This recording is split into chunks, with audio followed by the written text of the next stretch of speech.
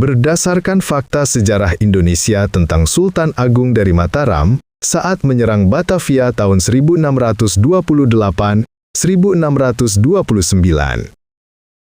Tahukah kamu bahwa pada awal abad ke-17, di Tanah Jawa berdiri sebuah kerajaan besar yang bernama Mataram Islam, dipimpin oleh seorang raja gagah berani, Sultan Agung Hanyokrokusumo. Sultan Agung bercita-cita mempersatukan seluruh Nusantara di bawah Panji Mataram dan menyingkirkan kekuasaan asing yang menguasai perdagangan dan pelabuhan-pelabuhan penting di Jawa. Musuh terbesarnya saat itu adalah VOC, kongsi dagang Belanda yang berpusat di Batavia, kota benteng yang kuat di pantai utara Jawa, bekas pelabuhan Jayakarta yang mereka rebut dari Banten pada tahun 1619. Pada tahun 1628, Sultan Agung mengirimkan pasukan besar dari Mataram menuju Batavia, dipimpin oleh dua panglima terkenal, Tumenggung Bahurekso dari Kendal dan Adipati Ukur dari Priangan.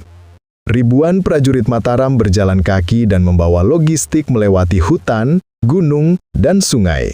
Perjalanan yang sangat berat dan panjang. Namun, ketika sampai di Batavia mereka menghadapi kenyataan pahit. Benteng beranda begitu kuat, dan persediaan makanan Mataram menipis karena jalur logistik mereka diputus oleh VOC. Penyakit dan kelaparan melanda pasukan.